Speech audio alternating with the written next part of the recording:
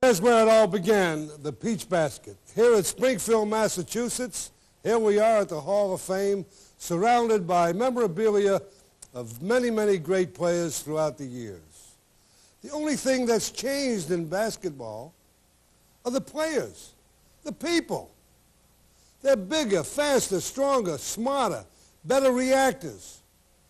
But one thing does not change, is the fundamentals. For example, if you're a player in high school and you're about 6'4", 6'5", you may jump center. When you go to college, what happens? You're now a forward.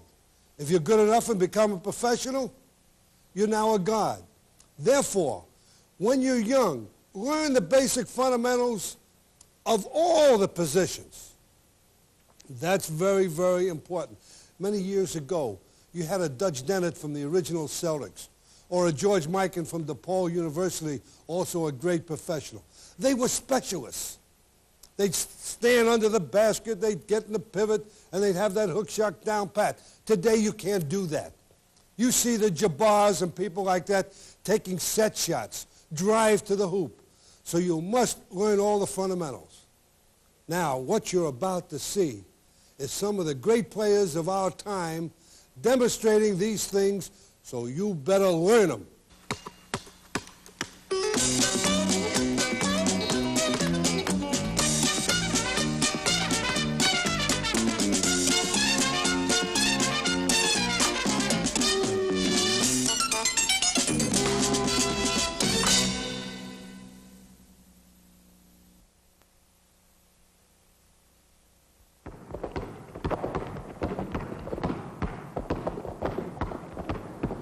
Everybody likes to dribble the ball. And there's JoJo White showing how it should be done. Roundball on defense. Watch JoJo's head up all the time. He knows the floor is smooth, the ball is round. He doesn't have to watch the ball. What about that, Joe? How are you watching him?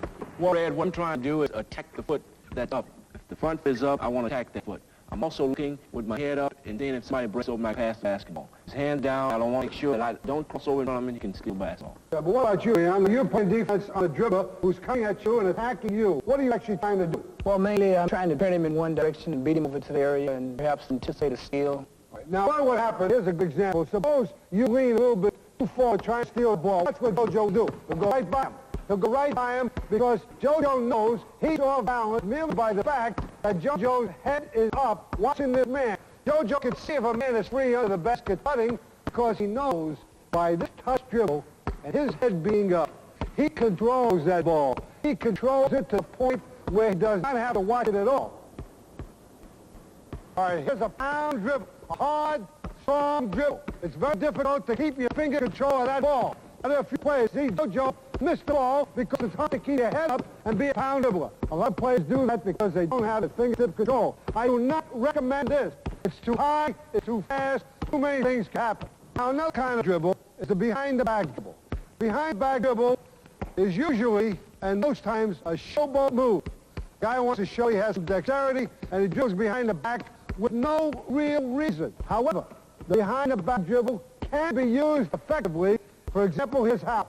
If Roundball is all playing JoJo to the right, as he's coming in, he'll go behind back and get by him. Now, watch this. See?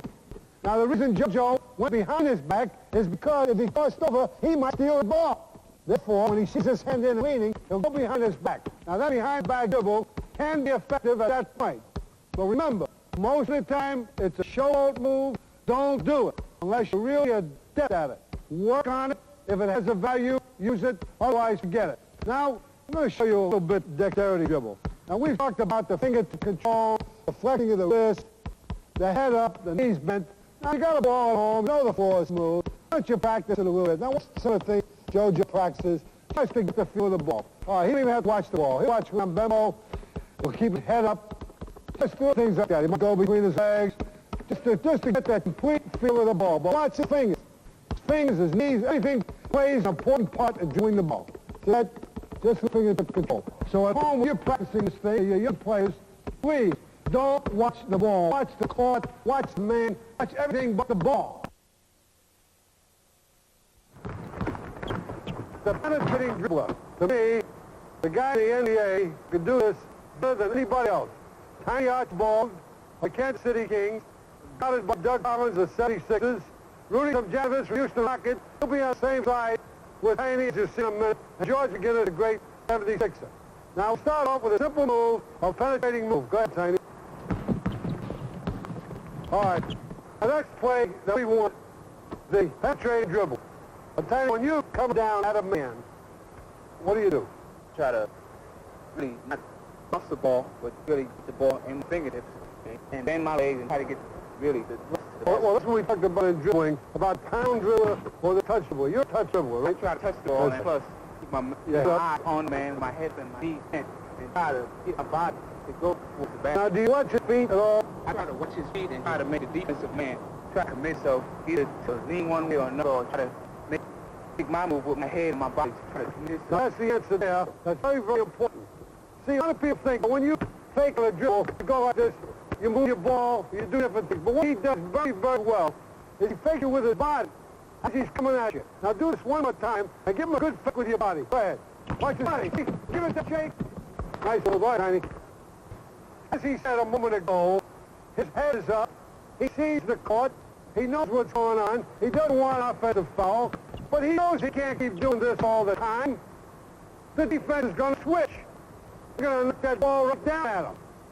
He's got to keep them honest. Here's the way he keeps them honest. Okay. Watch this very closely. Get the bounce pass, half the penetration. Notice how bounce pass came up high. That's not easy for a little guy. He knew he was going to throw it to a corner man. He didn't throw it at his knees. He got the ball up there. That's a good, tough pass. He's got a great hand. All right. Now pass in the air.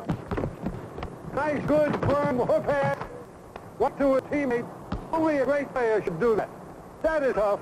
Isn't that the best at the pick-up on you or anything else? Well, most of the time they're ready for the aerial pass because the defensive man, he commits, so he should have his hands trying to either block his shot or intimidate his shot or try to steal the ball. All right, now watch the behind-the-back pass. I want you to jump here with him just to demonstrate. Now, I don't approve behind-the-back pass stuff, fancy stuff.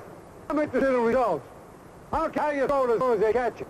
But this is the one time, if you're ever going to throw behind your back, this is the time you should do it. All right, go ahead. Well, that was even tough. He did that around his neck. I give up on that one. We'll show you that one, but forget it. Do it behind your back. All right. I don't know. I remember the old days. The guy did that. Everybody in the place went, "Oh, wow." Today, it's accepted if the ball is caught. So you fans out there, don't get tricky and don't think you're so smart. On your dribbling, don't get too tricky. Behind the back passing, forget it. Learn the game fundamentally.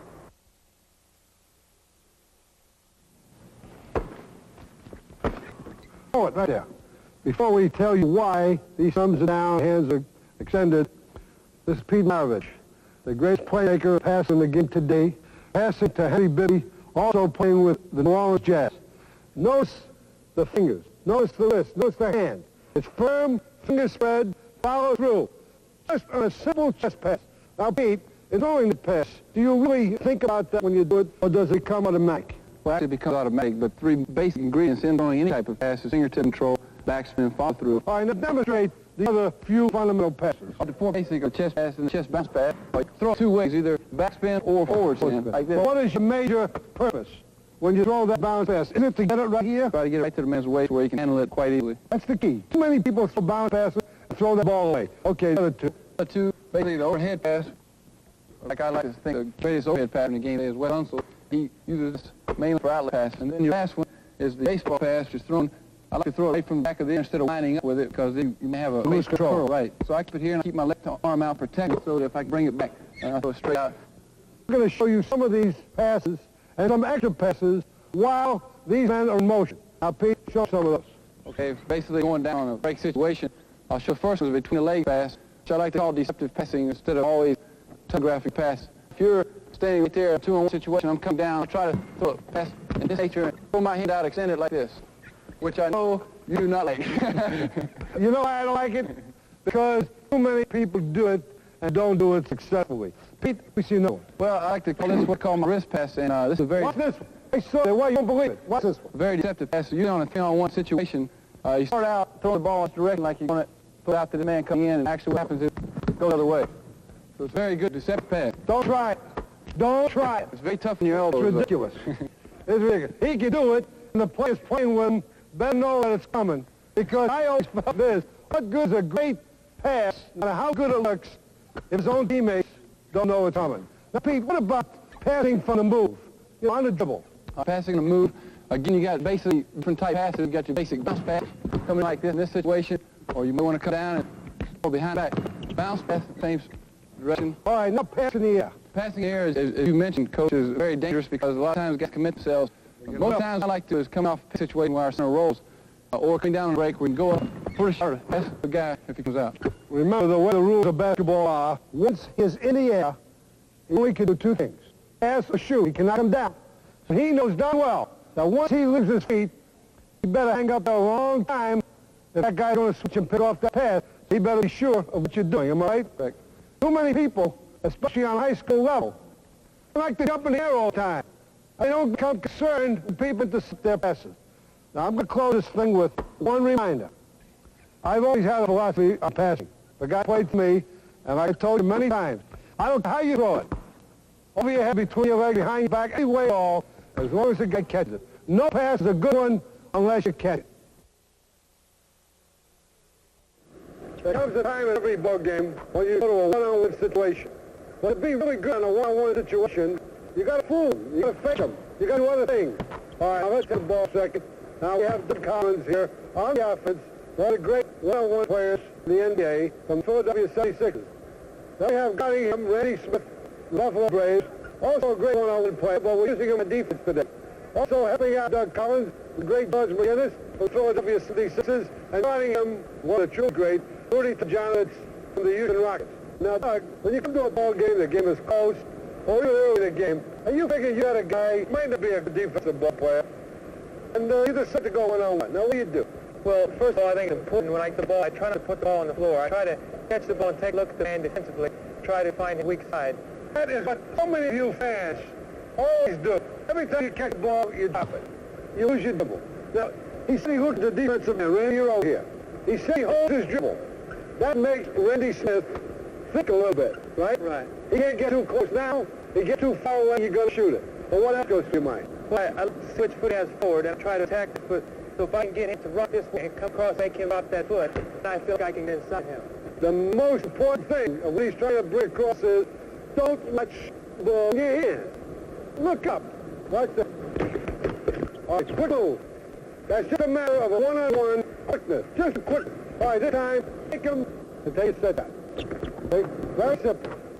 All right, now here's a couple little plays that a good guard, with the help of a good forward, can use. Watch it. That's what we call a simple handoff, like a football handoff. The guy just gave it a burst of speed, and then he went. Now do the same thing on the outside. Same thing on the outside. All right. Now, Doug, do the same thing. Go on the outside and stop the shot. Now, Randy Smith, he's worried about what he's going to do. Watch this. Doug Collins uses his particular skill. He has what we call a very quick release, similar to a great shortstop with the quick hand. All right, now use your pick. Come down, lose your dribble this time. Change your, lose your dribble, work around on the picks. Go ahead, watch this. He flipped through it. You see, when Randy Smith went for that pick, Doug Collins didn't get excited. He didn't lose his plays. He didn't throw the ball out. He knew he had George McGinnis, who was going to give him another pick. Guys like George McGinnis, Tajanowicz, Randy Smith, they get a great thrill on making that play. They love to make that play. Believe me, I'll tell you. So you fans out there, you want to be a good guard, you want to go one-on-one, practice, work hard, pay a price, and study your defensive man.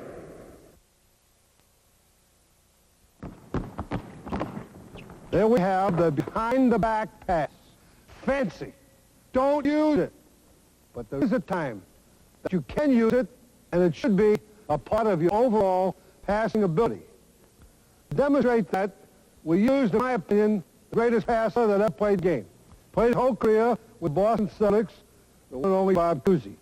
Gutting him from New Orleans Jazz, Henry Bibby, playing on the same size Coos, Nate Williams, also of New Orleans Jazz. Now, Bob, when you make that pass, what determines the fact that you're going to throw it behind your back or no other way? How do you decide that? Well, I think the point to remember here in any fast break situation is not to predetermine, if you're the middleman, or in this case in a 2-on-1, what pass you'd like to use, but allow the defense to make up your mind for you. That time when we got close to the hoop, Henry committed himself and came over and blocked my outside passing lane. So the only practical way for me to get the ball to Nate was to use the behind-the-back maneuver. In other words, his head has to be up. He's got to watch the defense. He can't watch the ball when he's dribbling. He's got to see as much of the court as he can. Therefore, when Bob comes down, he waits for Henry Bibby to make his move, and then that determines Bob Cousy's move. And we're going to show you right now 3 other situations that would happen on a 2-on-1 fast break. All right, now let's do the others.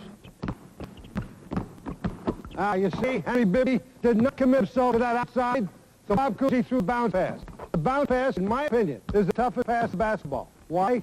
Because you got to realize that when you throw a bounce pass, it's got to come up around the hips.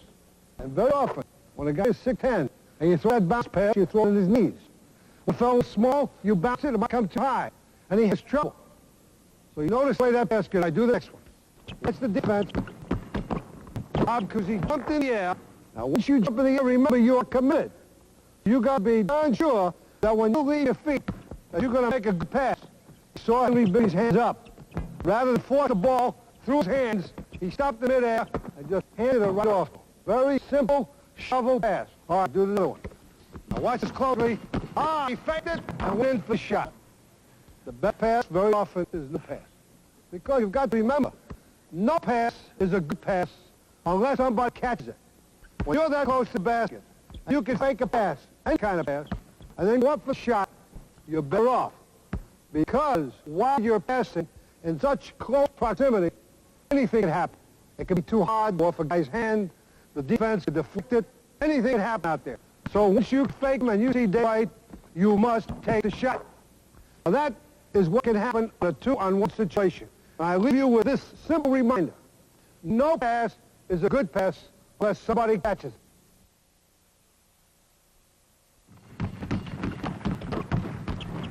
Beautiful play. That situation usually occurs at the end of a fast break or any normal 3-on-2 situation. That is what you're trying to get. A simple pass from the middle to side, a nice bounce pass, or you can use it behind the back if you so desire, as long as it's right up here. Now, demonstrating this thing, we have Bob Cousy, the great passer for the Boston Celtics, making that fine pass from the corner. Elgin Baylor, probably the greatest forward that ever played the game, formerly with the Los Angeles Lakers, now on the coaching staff of the New Orleans Jazz. Aside from him, Ron Behagan, the great young forward of the New Orleans Jazz, Henry Bibby, the guard from the New Orleans Jazz, and the other offensive man, Nick Williams. Now, the guy who determines the whole end of this fast break should be the guy in the middle. Now, Bob, what makes you make the decision who to throw to, and what do you decide to do? Well, as you mentioned a moment ago, Arnold, the defense dictates what you're going to do. In this case, you've been an overbalanced situation, 3 offensive men against 2 defensive men. You want to keep it as spread out possible and establish a triangle. What you want to do is at least map passing as possible in order to cut down your margin of error. Sure, because the defense is on down. And you got to look at the layups. Now, they're going to demonstrate the same situation again. Now, watch what happens if Elgin Baylor is not careful. Oh, there it is. See, that is not an automatic play. That is not an automatic play. People think when you have a 3-on-2 and have that triangle, that when you throw to one side, automatically the other guy should be free. And let him down. Go into the 3-on-2 again. Watch what happens now. All right, there you go. Beautiful play. What did Elgin Baylor do? He faked the pass to Nick Williams, threw it back to Bob Cousy at the point of the triangle. That's what you're trying to do. What's wrong with a foul shot? It's a 67% shot. Settle for this. All right, do it again. Now watch this situation. There you are. Best play of all. Fake your pass, go in strong. Actually, you've got 2 good options when you get the ball on the side. Take that shot strong, and if you don't have it, and this goes through Elgin Baylor's mind, he's in trouble. He knows that Bob Cousy will be here. So therefore, remember, on a 3-on-2 coming down, the defense is on its way down. You've got to execute quickly. You've got to take advantage of the fact that you have 1 additional offensive player. So make play quickly, see what's in front of you, and make up your mind that you're going to score.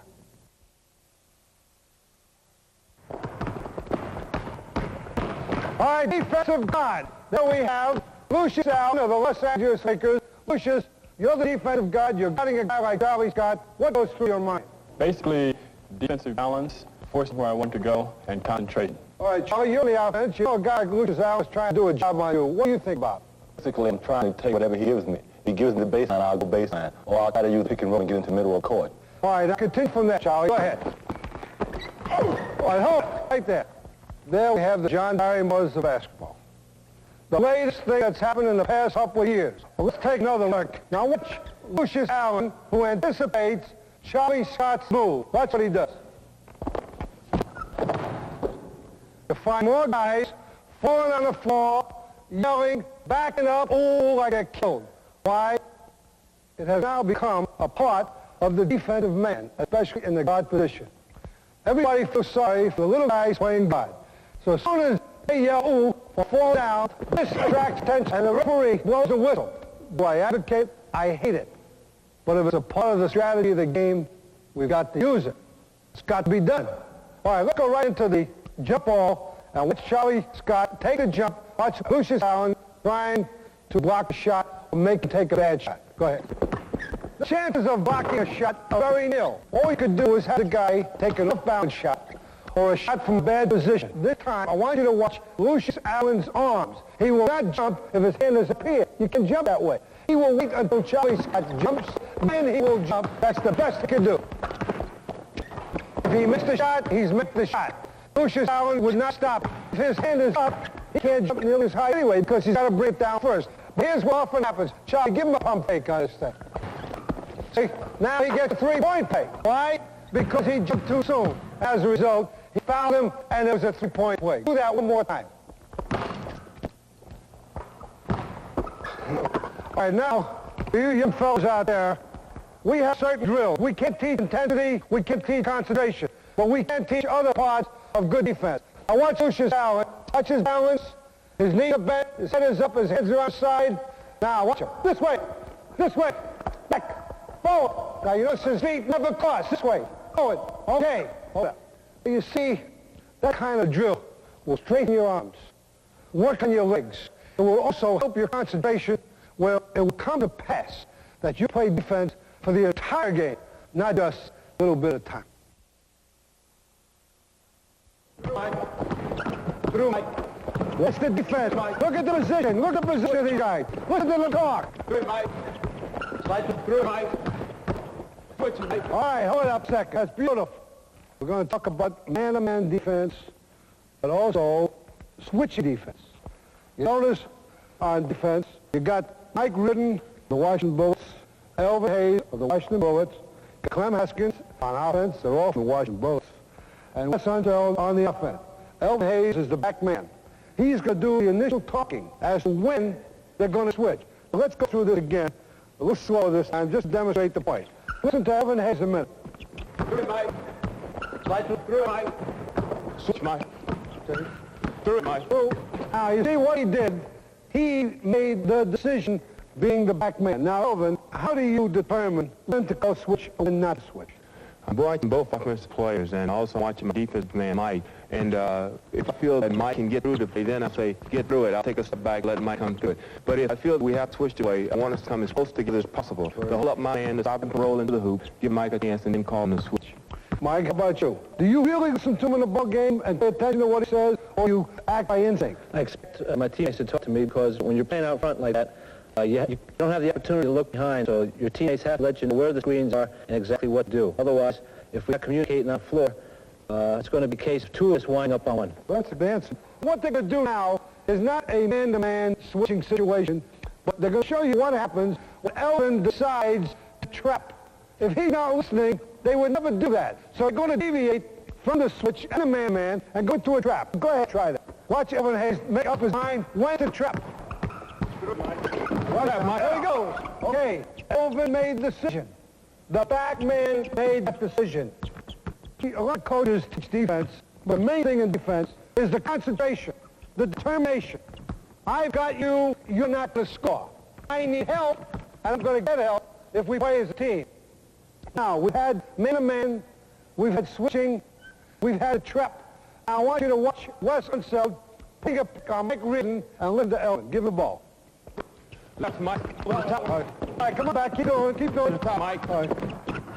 Switch, Mike. There it is. See, called it. That's the whole key. Elvin made the decision. It's up to Elvin to watch him to see if he gets through. If he gets through, don't let him go. Otherwise, go switch. I don't care where you play. Whether it's a junior high school, playground, club, or NBA. You have got to talk to each other. That's not childish. That's the game. This is a team game, and let's play it like a team game. Well, here we are.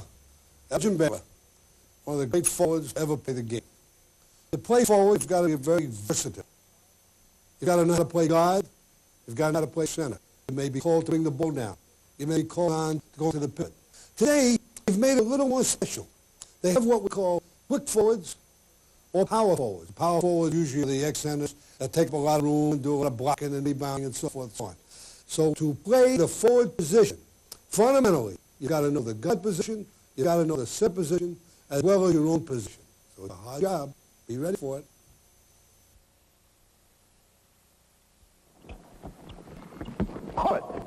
That's Elgin Baylor with the ball, probably the greatest forward to ever play a game. He used to play with the Los Angeles Lakers, now the coaching staff of the New Orleans Jazz. Guarding him is Ron Bagan, the supreme forward of the New Orleans Jazz. Now, Elgin, you got the ball just where you want it, right? On court. How did you do it? Well, you know, I try to think as though I'm just going across the top and sort of use my body to make a little contact, start one way and spring back the opposite way. Actually, you went into him. Rather than trying to elude or evade him, you went into him and bounced back. Right? I just try to use my body, not use my arm, hand, push away so I wouldn't get an offensive foul. You know, today, a lot of players do that, but they get caught at it because they use their hands, get carried away. They'll go into a player and push it and pop back. He used to do it, and I believe he was the first one to do it. Just to walk over to the man, the part of his moving, and the man would be so surprised who's gutting him. Here he's trying to play him close, and the guy gets closer. But then pops out. Now, here's where he wants the ball. Now, come here, Ron. You got him. Now, you got the ball there. Now, what do you do? Well, then I, you know, try to make the move, right? You know, try to work it this way, that way, then move the baseline. You see, he found out, and he knows, from this position as a forward, he can go any way he wants. Now, he went baseline that time, go the other way, and show the move you'd make. Okay, I start trying to get it midway first, and then start this way, then go to my left. All right, now, this time, I want you to watch this. You stay with him, Ron. I want you to stop and take a jump shot. I want you to jump. Now, if you miss the shot, you know what to do. Watch it. All right, there it is. Hold it. You see what he did? That was a perfect demonstration of the greatness of Elgin Baylor. I don't care how good the man guarding him could jump. He was so quick in his release and had such reaction that before Roundball could come down, Elgin was past him. Even though he went for the shot and followed through, he was past him. Now, Elgin, take him in pivot. Assuming there's a smaller guy, there's a guy like Elgin, watch him work in the pivot. See, he spin around, hold it. If a guy's gunning him who's his size, what does he do? He turns around and dares him. Go ahead, make a move. Now, he's bam. See, that's the whole thing. Now, when you are quick as a cat and weigh 230-some-odd pounds and you got great body control, you're going to get an awful lot of second efforts. I remember we used to guard him, and we used to say, you're not going to stop Elgin, but by golly, see that he doesn't get that second shot. Now, here's an amazing thing about this man as a forward in the NBA. We knew, although he'll deny it, he never could shoot that well with his left hand. But he didn't have to, because he was so great and get the shot anytime, any way he wanted on the right side and use his whole left area for faking and feigning. So I just want to pay tribute to, in my opinion, the greatest forward that played the game.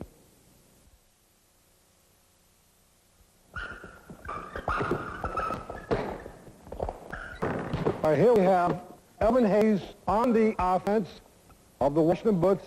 You got Paul Silas on the defense of the Boston Celtics. Very few big men that have the versatility to play a core position in all phases, and at the same time, if they're guarded by a small man, go right in and become the pivot man. Evan Hayes is one of those unique players. For example, watch this move. Watch him drive the hoop from corner position. Right. You see, there are very few men his size that are such great shooters that can take that shot and still go for that hoop. Now, in order to stop him from making moves like that, you put a small man on him. As soon as he sees that, he becomes a pivot man. Now, he's a corner man facing the basket, and he'll come around and post it up. By posting, we mean he's going into a pivot position with his back to the basket and making his moves from there. Go ahead. And he'll either take fadeaway jump, or this time take a bounce and take a hook, and start up face the basket. Cut in deep, cut in deep. Now, there he is. Now, when you decide, Ellen, what you're going to do out there, whether you're going to become a corner man that stays or the pivot man. Well, if you have a guy maybe 6'10" on you, it's pretty tough trying to out-jump consistently inside, so you want to take him outside. And if I feel like you have a guy 6'5", 6'6", then you want to take him inside, because I feel that I have the advantage. I want to get the ball as low as possible, get position, and go straight up for the guy. I see what he does. He uses his height, he uses his strength, but above all, he uses his head. Now, Paul, you got a guy like Gelman, and not many players that can do the things he does outside, inside. What goes through your mind with got him? Well, specifically, I don't want Elvin to post me up low because I know that I can't bother a shot if he jump over me, so I'd rather take my chances with him shooting from the outside. I feel that I'm quick enough to stop the drive to the hoop. I don't want him to post me up. Other players would rather them post me up because I can out-muscle them. You see, what he's bringing out there is simply this. You study your opponent. You know what he can do. He knows how far he can shoot with accuracy. He knows that he can take him inside. And that goes through his mind before the game starts. You've got to watch out for these guys that can play both positions. If you're an Elvin Hayes, the first thing he does is check the guy that's guarding him. He's got to decide whether to post guy, take him outside, use a fadeaway jump, use a regular jump, go with the pivot, take the hooks, and still help out rebound. Remember out there, think. It's a thinking game. Scout, make decisions, and remember what you see. You hear the expression, power forward, quick forward. Well, Bob Love is a combination of both. Watch out how to check, playing him, not trying to let him get the ball. Now, he wants to get the ball right there. Oh, there, baby. Now, this position there is 3/4 of the way from the out-of-bounds line at the end of the court and about 4 feet from the sideline. This position is the most devastating position for a cornerman on the floor. Right here, he can do many, many things. What's this move? Get back, get the ball, what's the move? And bounce in for the left. All right, now let's come back again and do this on the same move, going the other way. Let's move. All right, now he went right, he went left. Now watch him move a have a check now. In pivot, little fake, little hook. He used this only or primarily when he feels he can overpower the man guarding him who might be smaller, he might be not as aggressive. There are many, many reasons why he might take him in pivot. But must always remember that this is the position that he can do so many things from. Now, John knows he's scoring from that position. Therefore, he's going to overpay him. Now, he'll come out and a backdoor. That is what we call a backdoor. They could call it backdoor. They could call it pulling the string, anything they want. There it is. Very, very simple maneuver. All good cornermen that move without the ball use this all the time.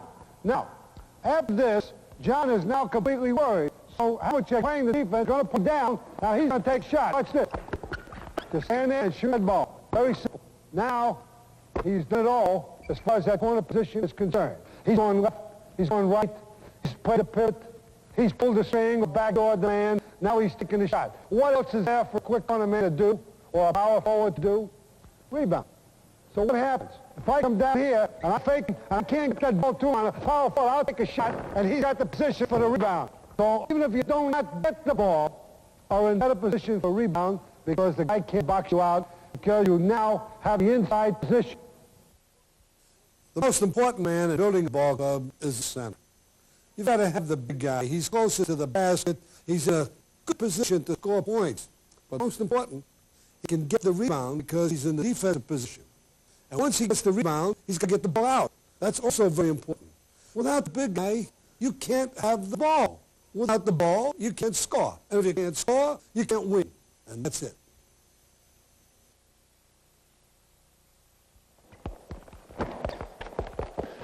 What we're going to talk about today is a pivot play. Position in the pivot. Where he wants the ball, how he's going to get it, what he does without shooting the ball. You know that most people think about pivot play as a big guy going as deep as he can, turning around, hooking the ball. There's a lot more to it than that. Here's what I want you to watch as a start. When Dave Collins is playing the pivot, he wants to get this position right here, as close as he can on this side of the basket. The guy guarding him knows this. He wants to stop him from getting this position. Now, Dave will feel him. If he overplays it here, watch his arm up there. If I'm out here with the ball, he's got it, and he signaled me where he wanted to pass. That's the whole key to a good pivot man. He knows where the defensive man is. He signals where he wants the ball. Now, most guards who are 5'6", 5'8", 6 foot, 6'2", they always have a tendency to do this, bounce the ball. Once they bounce the ball to the pivot man, they make him the size that they are, and that's wrong. Dave, you're going to play the pivot. This is Dave Collins of Boston Celtics. You'll recognize him. Dave, what do you think about when you're going to play the pivot position? Well, everybody has a special spot, and mine is down here on the right-hand side floor coming down. I want to get as low as possible because this is where I have most chance of scoring. I'm left-handed. I can throw the ball into the middle. You know, I can come a quick baseline move. It just depends on how Jim is playing me. That's what I do. All right, now that's Jim Ward, the backup center today with the Boston Celtics. Jim, what do you think about when you're in a ball game playing anybody as a defensive center? Well, first of all, I try to realize the positions. Most centers want the ball, and most of the centers like the ball as low as possible. So I'll fight Dave for the spot that he likes best. Oh, it's mostly on that side. Right, on so the you'll side. concede the ball to his left hand this way. Now, Dave's got a lot of moves off of that way. He could shoot from that position. He's close enough. He could turn around and take a jump shot. He could do many, many things. His purpose is to get the ball strong where he wants it.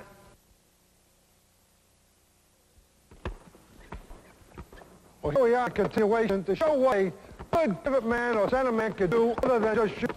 Watch this way. There's a pass off from Dave Collins to Charlie Scott on a simple give and go. The pivot man or center man is focal point in a great many of your plays, wheeling, dealing. Now, the center man, in this case, of course, Dave Collins playing the offense, or Charlie Scott on the offense, and McDonald and Jim White, those two playing defense. Now, this time, we're going to run the same play, but watch Dave Collins. Fake to Charlie, come around and take his hook. He felt the defense. He saw the defensive man switch.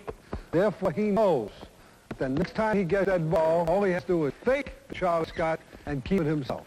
Now, remember, the center guy adjusts his game as part of a team to what defense does. Now, watch Dave Collins on the play. Right. He's got the inside on the rebound, and he bent that Charlie Scott missed that shot. Do it again real quick. Take a shot. All right, now watch Dave Collins on this way. See him on the way. Fooled everybody. Fooled everybody. Everybody thought Charlie Scott was coming around and using that screen for Dave Collins. But that's where the big man is so great. He never gives away what's going to happen. Everybody out there thought that Charlie Scott was going to use Dave Collins and take that shot. When all he did was fake him, went right directly to the hoop. Now, that's some of the actions of a center. He's got to be in the rebounding position. He's got to get the ball. He's got to protect the ball. He can't lose it. He can't bring it down where the little guys. Come back here, give him that ball, Charlie. Got him. Bring the ball down. Watch McDonald take that ball away from him. Watch Dave now. See, if he does that, he's in trouble. Now do it again. Hold the ball up. See, that ball is up his elbows. He's got to protect it. That's the key to this game. You can't lose that ball. No way. When you got that ball, it's very, very important that you get a shot. If you make it, that's another story. Now I'm going to show you some more versatility of great center. Presumably, Dave Collins just got a rebound on the other end. He transfers from the defense to the offense, and here's what happens. Come on. There's a break. There's Dave Collins, trailer. Dave went from the defensive rebounder all the way down to make the basket. So you young players out there, remember one thing. You've got to learn that there are two sides to this game, offense, defense. If you're on the defense and you get the ball, you are now part of the offense. That is not the time to rest. If you want to rest, get on the bench.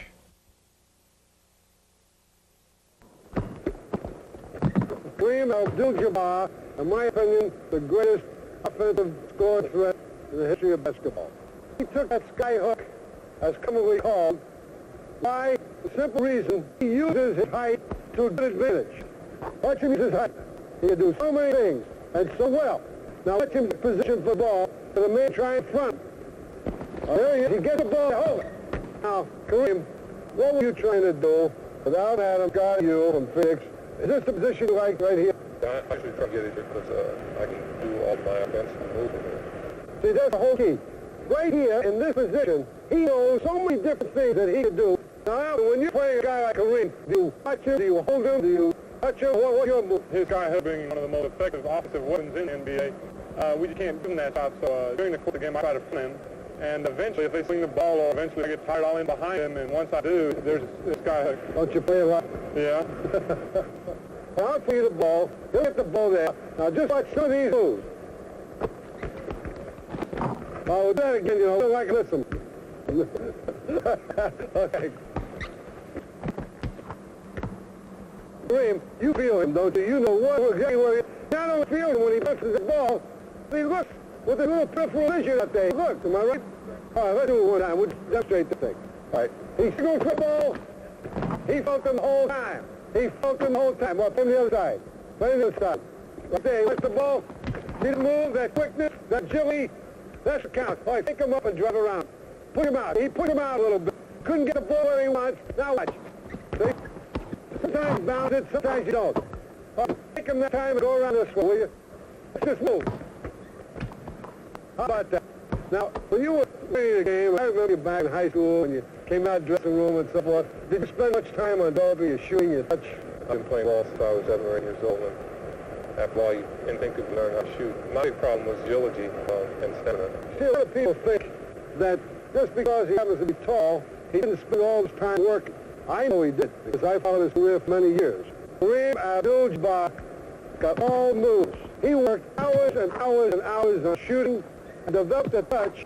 But most important, as I said, he's the greatest offensive threat. I talked to his coach, talked to his players. He is unselfish. All he wants to do is win.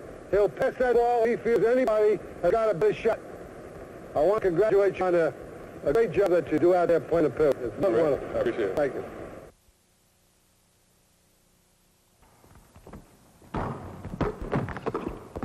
There we go. Now, what good is possession of the ball? What good is great defense if you got a big man that may throw the ball away? And we have Wes Unseld, in my opinion, the best passing big man in the game today. Guarding Elvin Hayes also from the Washington Bullets, Clem Haskins on the defense from the Bullets, and Mike Reardon also for the Bullets. Now, what we're trying to do is to show that even though you're a good rebounder and get the ball, it's too easy to throw away. And we just demonstrated Wes Unseld throwing the ball on a two-handed outlet pass. Now, Wes, how do you feel about that? How do you prefer to throw? I think I would rather come down on the floor, get my position, then make the pass. Well, that's an interesting point because a lot of kids that throw in the air, they throw it as they get the ball and they don't look, and they throw it away. So your most important point is to lift your head up first, see what you're going to do, and then make the throw. Right. All right, now, Mike, take the shot again. You got him, Clem. Let's do this time with one hand. All right, just a little sidebar here. Now, you notice Clem Haskins, who was guiding Mike Reardon on play, as soon as the shot went up and he saw Wes was going to get the rebound, he immediately went from the defense to the offense on the side, knowing that Wes Unseld will get him the ball. Now let's go into a pivot. You're the pivot, Wes. You got the offense. Mike on the defense. Now watch how a big man operates from pivot. All right, now that's a little shovel pass.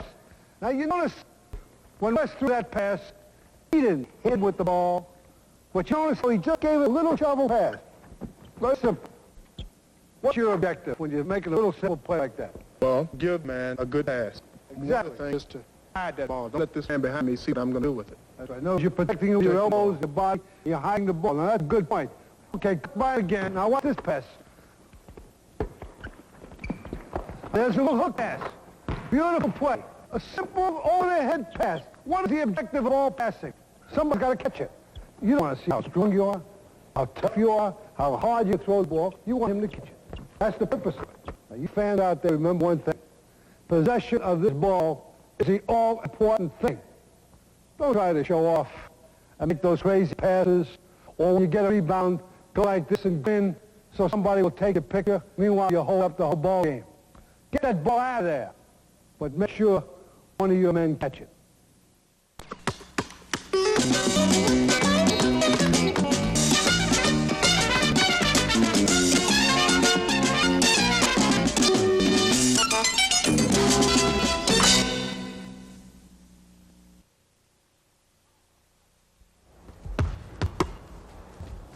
All right, hold it up. The shot. The fellow you saw taking those hook shots is Dave Cowens, the previous center of the Boston Celtics. Guarding him, the eighth center of the Portland Trail Blazers, Bill Walton. Doing the feeding, John Havlicek, captain of the Boston Celtics. we're going to talk about and demonstrate offensive moves off the pivot. We know how to get the ball. We'll show you how to get the ball into the pivot. Now, Dave, when you're playing the pivot, you got a guy like Bill Walton guiding you, and the ball comes into you. What goes through your mind? Well, hopefully, when I receive the ball, I have not established the pivot yet. I can go either way. I can pivot on either one. I want to be on balance. Now, usually, after playing a number of games, you know by looking at the floor where you are in relation to the basket. But I like to look at the basket because, before you shoot, you have to look at it.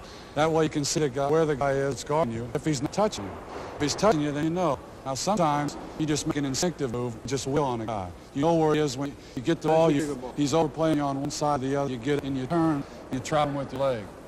Other than that, you have your hooks and... Before we do that, you made a very interesting point that I believed in and still believe in, that you play a lot of basketball by knowing where you are without looking at the basket. All you do is look at the lines on the floor, and they know exactly where they are. Now, we're going to demonstrate some of these shots. Now, Bill, you got Dave, and he's going to go through the motions with Dave as if he was guarding him in the game. We're going to have Dave go through many offensive moves, one right after another, so watch it. Turn around, fix the bed. Okay. And now do pump. Same thing with pump. Found out where he was, and he made that move. This time, take a jump shot. All right, this time, turn around, face the basket for the shot, fake the shot, and go. Now the center comes forward. Good center must have all of those moves. All right, now take him and use his feet. Watch this on wheeling around. Play him tough. Come close. Watch the feet. You see what Dave did? He took his left foot because he felt Bill Walton back here. He faked here, used his foot, and came back this way to get good spin. Let's do that one again. Watch this closely. All right, here's the message for you. Reading all these moves in the pivot takes a lot of work. You've got to do it with both hands, both sides. You got to fake left, go right, fake right, go left, turn around, face the basket, all those moves. Now, you decide some of these moves before you get the ball. Not usually, no. That's a good point. He decides his move after he gets the ball. Then he sees what's going to happen. Work hard at it, become a good offensive player because you're close to the basket. You're not going to get any closer. Let's work at it.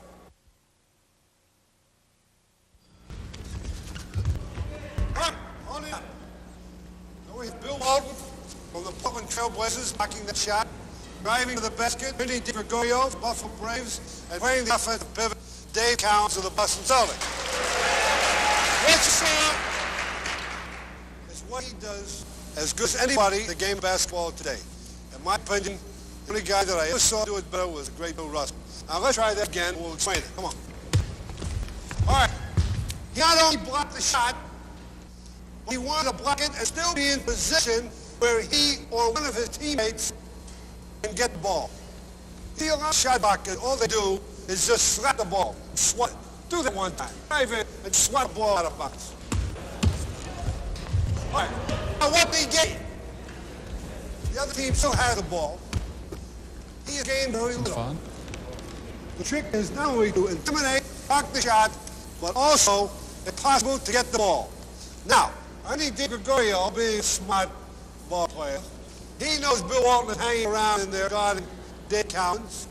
Now, let's see what goes through his mind, knowing that he might lead Dave and block the shot. Watch this closely. Okay. Ernie did not try to make that basket. He knew that Bill Walton was going to jump and try to block that shot, so he just threw it off the backboard for Dave. Now let's get to the basics of this thing. Bill, as I said, you're the premier shot blocker in the NBA. I think it's a great skill. I think it's a lot. Now when a guy is driving for the basket, what goes through your mind? Well, the two things that I think about when I'm trying to block a shot. One is patience. I always try to wait and wait, like particularly on a smaller man like Ernie. Now, there's different situations, say a big man drive, because you got to rely more on luck and timing than on patience. Besides patience, you have to try to cut down the options of the offensive man. When a man's coming down the lane trying to make a layup or a short shot and I go for the block, I'll try to make him shoot the shot that I want to shoot. Like in a case like that, if you got a Dave, let's show one thing. Take the ball back again, Ernie. Make believe you want to block Ernie's shot. Stay with Dave. Now, what's this? All right, now, he intimidated Ernie DeGore. He made him change his move. He made him hesitate. A lot of young players out there, most of their mind to become shot blockers because it looks so good. Beautiful. Every time a guy blocks a shot, it's a great thing. But oftentimes, they sacrifice good, sound, basic defense by continually putting themselves in the air. I mean, many times a guy can go up in the air with you and hand off to the other center. Do that, and he... Off the top, underneath my arm. Very simple move. Therefore, a great shot blocker is a guy, as Bill Walton has just said, is a guy who picks his spots. He does not make a career out of blocking shots, but uses it as a very potent defensive weapon. You've just seen some of the skills of great centers in basketball. But, there it is. Number 6, the great Bill Russell. In my opinion, not only the greatest center who ever lived, but the greatest basketball player who ever lived. Why? He had this, the heart. He had this, the smarts. He had reaction. He had anticipation. For example, when he blocked shots, he didn't just slap it away. He revolutionized it. He popped it so he could down with the ball. But his greatest skill, his most important value, was to the team. He had this loyalty to the team. The team came first with Bill Russell, and that was his greatest.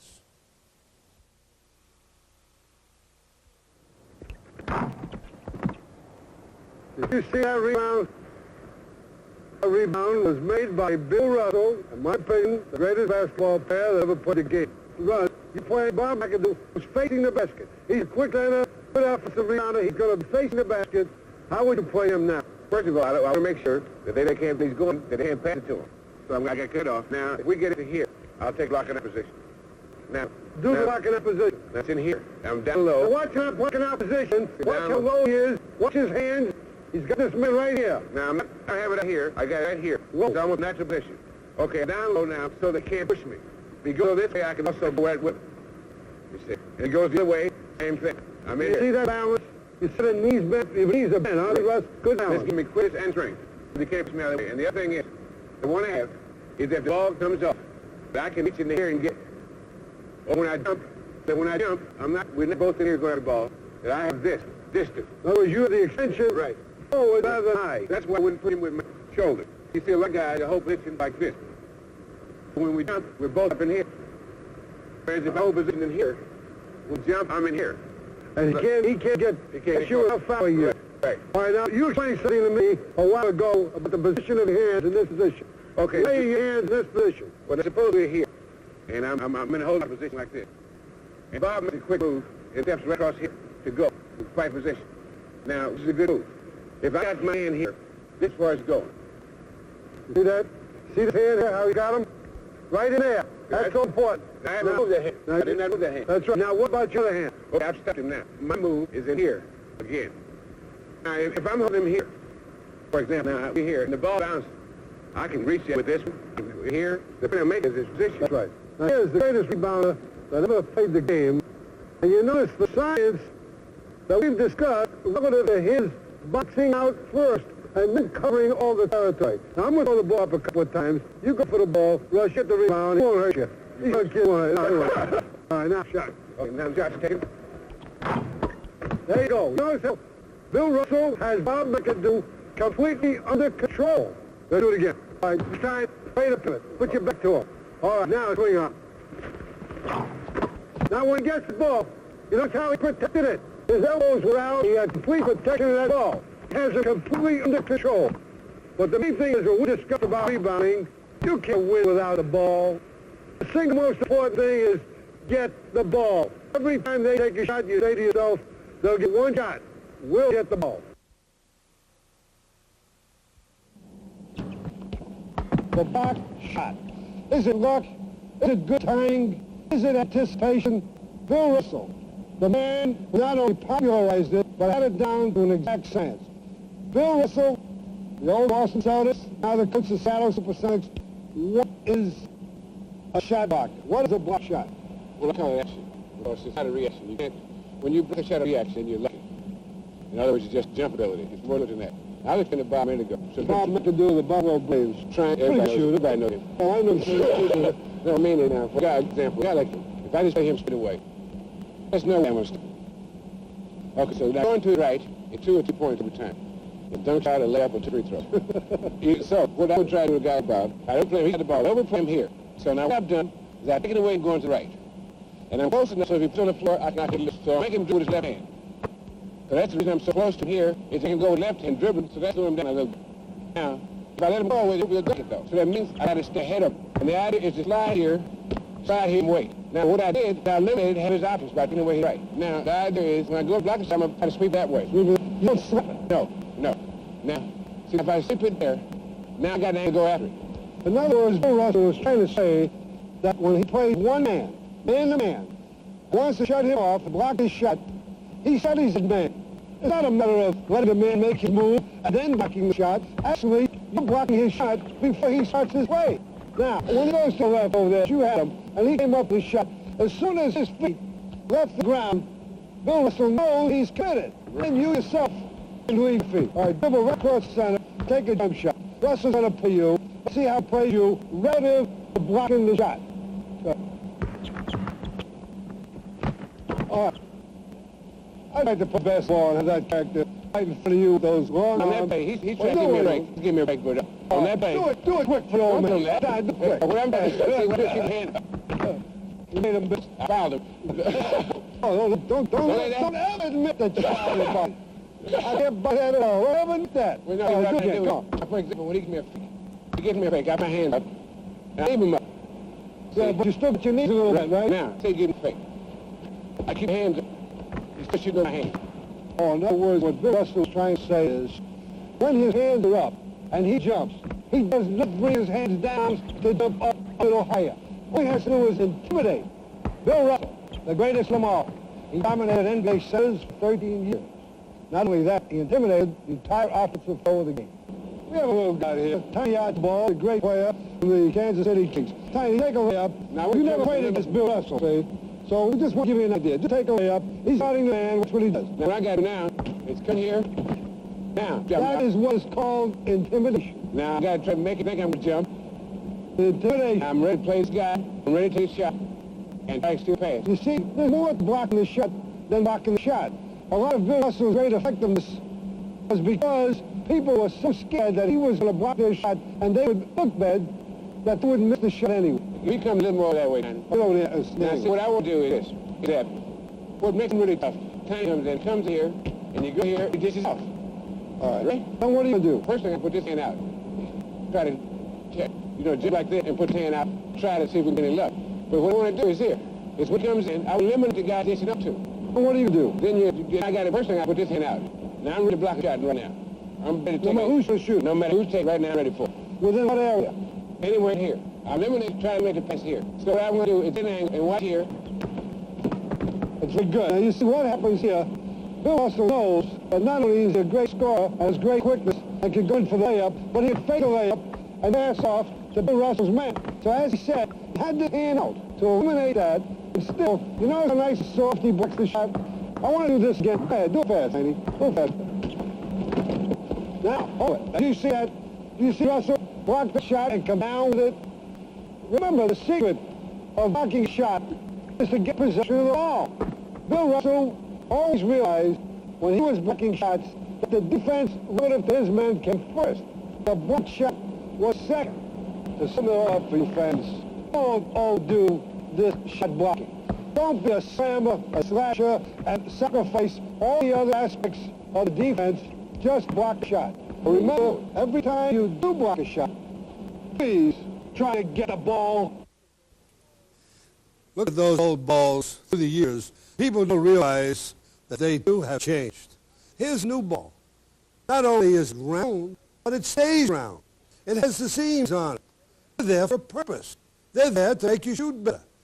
Take all the great shooters. They used to put their fingertips right on the seam to get that friction, to get that feel. So they get that backward rotation, and sometimes when it hits the rim, it has a tendency to fall down in there. So remember, while practicing your shooting, feel for the seam, don't look at the ball, and work hard at it. You'll become a darn good shooter.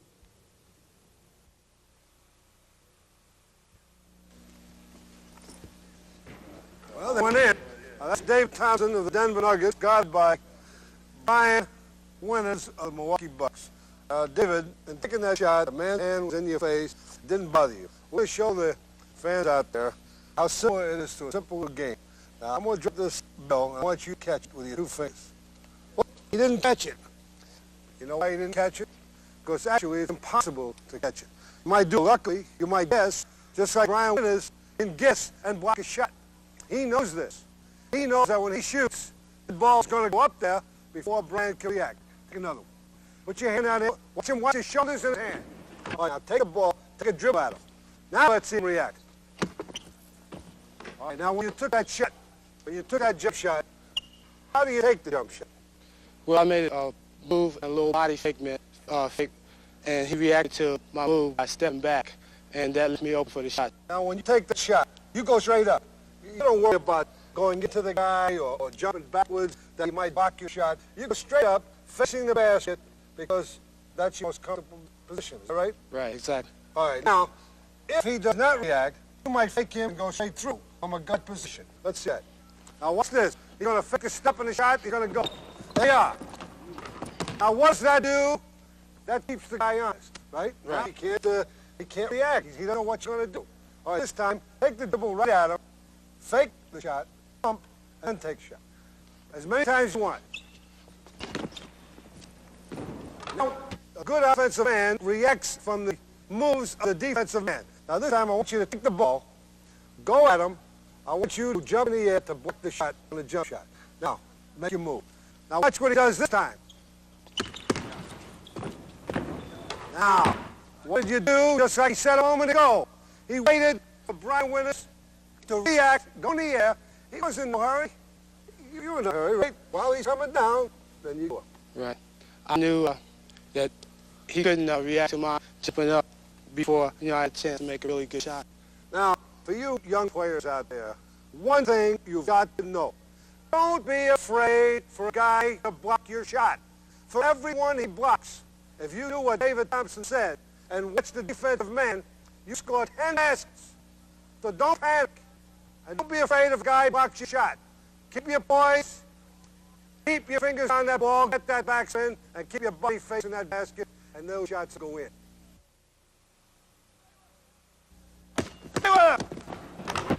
There we have Julius Erving, Dr. J, of the Philadelphia 76ers, guarded by Bob Dandridge of the Milwaukee Bucks. Now, you dunked the ball. You stole the ball. You came down on a fast break. You dunked it. Why did you dunk it? Well, to me, I feel a dunk is a 100% shot. And when a guy's M2 to me like that, I don't want the chance of him knocking the ball away or catching me from behind. And the guy can run a lot faster than I can dribble. All right, now we know you have extraordinary body control. You have extraordinary leaping ability. You have extraordinary quickness. A lot of people don't know that you also have big, huge, powerful hands. So let me see. See? He gets that ball, he's got control. I've seen a lot of guys dunk the ball, and it slips, and he misses it. A good example was a friend of mine, the greatest high jumper in the world, John Thomas. Took him 3 years to learn how to dunk the ball because his hands were small. Every time he got up there, it slipped out. But Julius has the big hands, has the big control. And that's one way to dunk. What other ways are there to dunk? Show me. You got him. Hold it. You got him. You got to get a guy in a low post, you can fake one way and go the other and just come in, power ball to the basket with 2 hands. Stay with him. Do it. Let's do it. Let's do it. Stay with him, Bob. As I said, he has this great body control.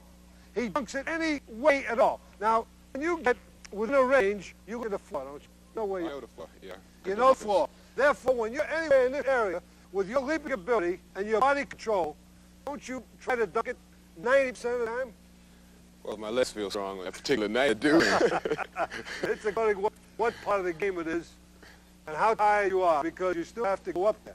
What I'm trying to get across, a lot of people can dunk the ball. They can do it in practice.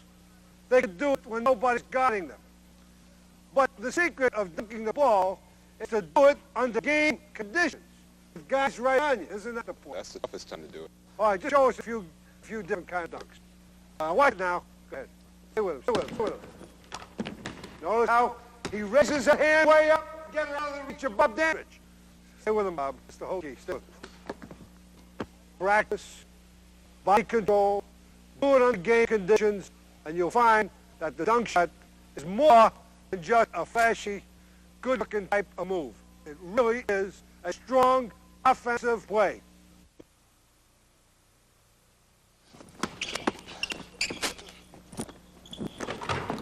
Here we have a play with Pete Maravich of the New Orleans Jazz as the passer, David Thompson getting the pass on an alley-oop, which he made famous. Now that's a hard play to stop because David Thompson has now got the inside position.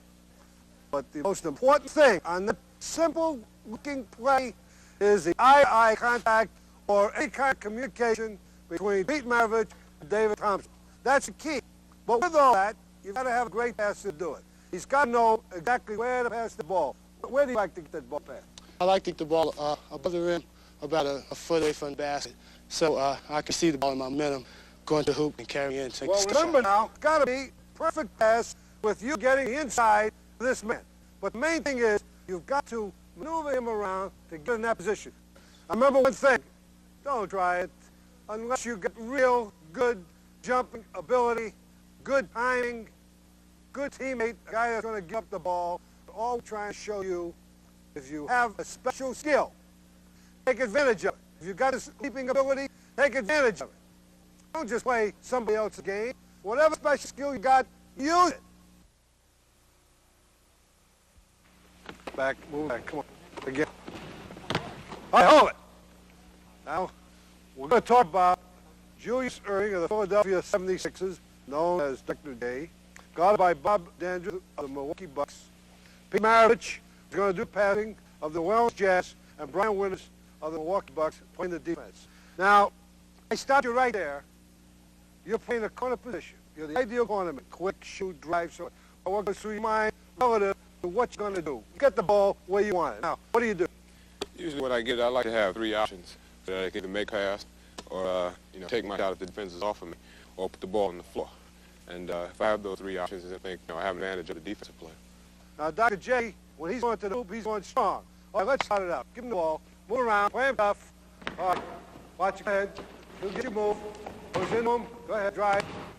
Drive on him now. All right. Now, how did he do that? He just maneuvered Bob Dandridge to where Bob did not know whether he's going to go right or left. All right, this time the same thing and backdoor. That's it. All right. On this play, I want you to watch a simple pick and roll. What is it? It's the corner man, a guy that plays the corner. Now, we're showing you when he has a shot, he takes a shot. You know he can drive one bounce this way, one bounce this way, but he's got to be a passer. This is a two-way street. For you to get the ball playing the corner, you got to give up too. Now watch what happens. Go ahead. There's the pass. Good play. Simple pick and roll on that play. Because remember, to get the ball in any ball game, guards like to give it to you, but every once in a while, they want back. He knows that. Use your screens. Use your set shot. But be active. If he overplays him, he's going to be in a position for an offensive rebound. Now watch this. Fake the pass, backdoor him, but you take the shot, you get a rebound. Play him tough. Now he's got the inside position for rebound. Merely by playing the corner position right. All right, hold it up. Right there. Now we have a demonstration getting the ball into a man, even though he double teamed. Playing the defense, you got Elvin Hayes of the Washington Bullets, Phil Schneer of the Washington Bullets. On the offense, Charlie Scott, Joe White taking the ball in from the Boston Celtics. Now what we're trying to show you is that when you double team a guy, if he's got all the time to get loose, he'll get the ball to him. It's not the way to do it. Now I'm going to show you, in my opinion, especially in clutch parts of the game, how to guard a man and how to play a situation when the ball is out of bounds. Okay, Joe, you take it out. I want Elvin Hayes of the Washington Bullets to guide Joe. Now, Elvin, it's a close situation. It's right in the last few seconds of the ball game. Your team's going ahead. You guard Joe White. What goes through your mind? Well, the most important thing is not let him inbound the ball in scoring position. I want him to force him to make him pass the inbound pass out. That in case they throw the ball in, my teammate fishing me might be able to steal the basketball. Or that I can try to harass him, though, that maybe we can defy the All right, let's try it. Let's go right to it. Play it just as if it's a ball game. 2 seconds to go. Let's go. Come on. All right, there you go. And this is a smart move. Call timeout. Elvin Hayes did his job. Now, luckily, he knew he had a timeout left. Otherwise, they'd be in serious trouble. Now, assuming there are no timeouts left, 5, 10 seconds to go.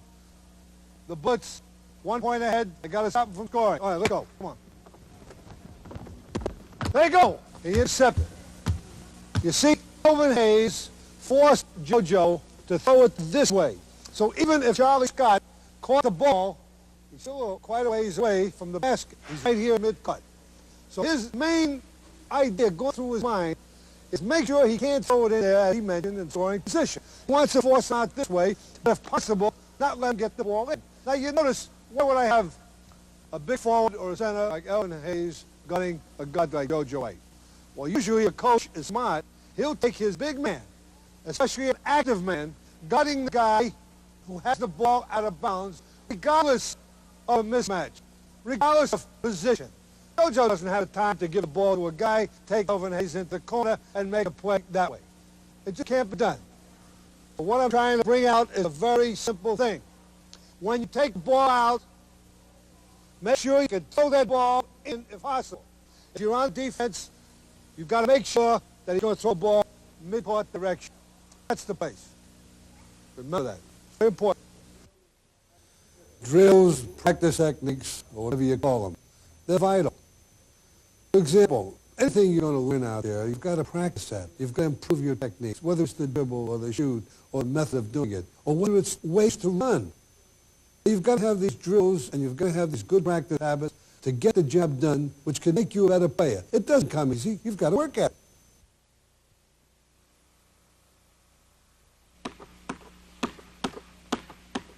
All right, hold up. Pete Maravich, the New Orleans Jazz, in my opinion, one of the great guys that ever played the game. So many things he's done from the time he was a little bitty one to make basketball not only his life, but a part of his hand. You see that little drill he did there? That looks simple. It has meaning. Everything he does has meaning. What about the drill, Pete? This right here is just for a coordination standpoint of just, you spread your legs out, and the object is to throw the ball at a 45-degree angle, catch it behind you, and throw it back with your wrist, getting stronger wrist. It just develops the coordination part of it and leads up to a more dramatic part of a drill, which is called the bullet ricochet. You told me don't bend your knees, right? You don't want to bend your knees. You're liable to hurt. Because if you do, you open up a pocket under there, and you might end up where you don't want to end up. All right, let's do it. Okay, this is coordination. Now watch very closely. He goes faster and faster. Now it develops into what I call bullet ricochet, where you just throw it, and you continually increase your speed, and continue to increase your hand quicks. You realize the speed that thing is going? Hold it, Pete. Gets me nervous. Every time he does that, gets me nervous. Makes me nervous, too. Let's see a couple others, Pete. This one is called the back clap. What you do is just stand, throw the ball, catch it, and throw it back. Again, utilizing all your wrists. And this looks very simple. When you don't move your feet, it's very difficult. And just keep throwing it back until you master this right here. After mastering this, and you go in what I call the thigh clap. What I'm going to do here is throw the ball about 5 or 6 feet in the air. I'm going to clap my thighs once, catch it behind my back, twice, and so on up to 10. Go ahead. I'm going to try to get 10. That's 1, 2, 3, 4. That's how you watch the ball. 6, 7, 8, 9, 10. How do you look at that?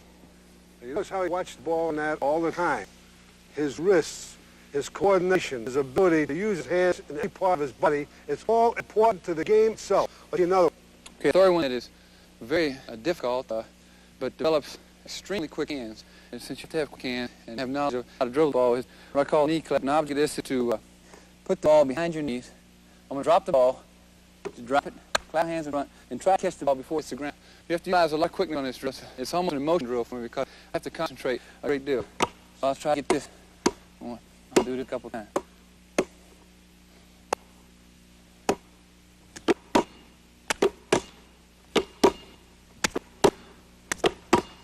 That's beautiful. That's beautiful. And all of these drills, don't you feel had a strong part in you being what you are today? Well, without a doubt, they definitely established what I thought was a large part of my game, mainly because when I was a junior in high school, I was 5 feet 10 inches, and when I became a senior in high school, I was 6 feet 4 inches. So there's a drastic jump in height, and a lot of kids, they grow up that quickly, really get clumsy, and do not have the type of coordination they would like to have. In my case, I just blended in very smoothly because of all the drills I'd done, because of all the work that my dad had used with me, and it turned out pretty good. Pete Maravich, in my opinion, one of the great Greek gods of basketball, did not get there by accident. He worked, he trained, he developed, and that's why he's Pete Maravich.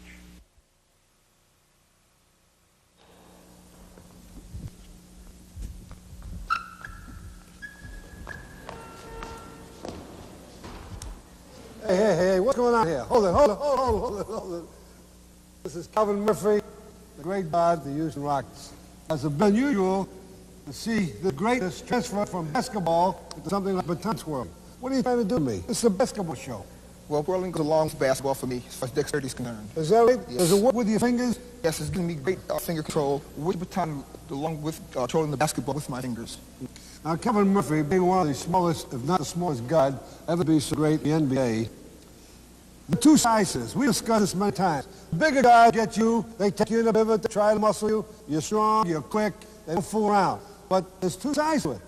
You're little, you're close to the ground, they got to get you. And that's where that dexterity comes in. No question about it. If you can hold this, we can just change for a second. First of all, because of my finger control, I feel that I have the advantage on the large individual. He had come down to 5'9" size. He wants the ball. Yeah, if I'm 6'4", you got to come down here, that makes me off balance. Right. Now, I have the advantage. I know I'm going to do a ball. I can control it. He's out of sync with his body. He cannot move the way I can because of my size. That's right. I'm too tall, and I've got to bend down to your side. Right. I'm already down here, so I have the advantage. See, what we're trying to say is, all you people out there, you youngsters, 5'8", 5'9", 5'7", don't give excuses that you're too small. If you can work at it, pay the price, and do the job, always remember, you're close to the ground. The ball is on the floor here. You can keep bouncing that ball. He's got to come down to you. Remember, Calvin, let's see if you dexterity drills.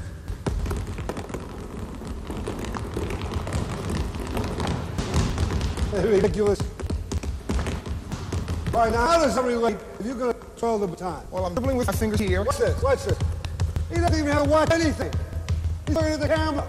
Isn't it beautiful? Look at that control. This has put a part in that. I remember Calvin Murphy when he was young, and he always could work that baton and work that ball, and you kept up both. Yes, one helped the other. And I want to congratulate you because you had and you're still having a great career. Let this be a lesson. Don't use your size as an excuse. Pay the price, work hard, and if you got in you, you could be a great athlete and a great player. Thank you, Kelly. All right, fellas, machine gun drill. Let's go. Get him on. Stay low now. Stay low. Stay low. Stay low. Quick. Quick. Quick. Quick. Quick. Good job. Good job. Very good. Very good. We have here Morgan Mountain, the coach of Math High School, and I from Maryland. Now, all the years you've been there, what, 21 years? 21. You've had some pretty good ball players. Some pretty good men. Pretty good teams. Now, show me some more drills. Now, you're preparing your team for a season. Even during the season, these are practice drills. Show me a couple more. All right, fellas, right foot forward now. Real good defensive stance. Come on now. Get. Come on, back up. You gotta be quick. Get. Retreat. Retreat. Advance. Advance. Swing. Can they watch him? Advance. Watch him? Advance. Yeah, they watch him. Advance. Retreat. As the discipline. Slow, slow, slow, slow, slow. Watch the wall. Hey, come on, back up. I don't know what to say there, but it sounds good. Let me have those, that other drill, the men in the middle or something. All right, fellas, two guys, one more ball right here. The pass, we got it. Did it again. Okay. You got it, Joe? All right, you all set? All right, work with your on hand, your right hand, good defense, head up your dribble. That'll work. And leave a circle now. You can play some defense. Heads up. They're trying to get that ball. This is a very, very good drill because they're not watching the ball when they're dribbling. Remember what I used to always say? That the floor was smooth, the ball was round? Well, these kids practice it. They really work at it. I like it. Good. Okay, very good. Now, do you feel that these drills really help in the ball game? No question, right? I think they build mental and physical discipline that goes toward building a championship team. I think it develops quickness of foot. These drills that build hand-eye coordination, confidence with the ball, and it's a mental toughness. I think. All right, now we've seen a lot of dexterity with Crazy George and people like that. They're great. You use it with your players. Some are good, some are better. Let me have about 5 or 6 of them out here just to show what they can do. All right, so the ball's let's have 1 or 2 men up here. You saw them big guards. Fellas, move right in here, nice and close, right here. Okay. Let's pound that ball. Pound it now. All right, circle it around the body. Let's go. Circle it. And it's part of your ball, confidence ball, and midsection a little bit. That's it. The leg circle now. Stay low. Head up. Head up if you can. Reverse it. That's it. Right leg forward now. Right leg. Circle it. All right, reverse it. Left leg out. That's it. Reverse it. Reverse it. We're good. Hold it right there. All right, let's see. Mike, you and Brian, come on. Fellow, just step back from it. All right, fellas, now quickness foot. Let's do the figure 8 running in place. Good work. With the feet. Good condition. All right, go ahead. All right, hold it right there. That's good. Now, let's do the figure 8 pop. Fellas, great. Hand-eye coordination drill. Hand is part of the ball. Confidence in the ball. You know, this really wears them out. Really tires them out. Great condition, too, Red. Great condition. All right, the fellas. Butterfly now. You can see how they're breathing. These kids are in good shape. I like this. I wish I could do it. Very good. Hold it. Fellas, let's try the sock openers. That's terrific for quickness of hands. Hold that ball in socks and wait for the call. Okay, go. Clap your hands in front. Go. Let's move it halfway down socks. Go. Go. Top of the shoes. Go. Now, that looks pretty easy, but that's real tough. The whole ball club, Morgan, really does a good job in preparing for the actual ball game. That's the name of the game. And what I want is those ball players out there, and even some of the coaches, to know that to prepare right is the answer.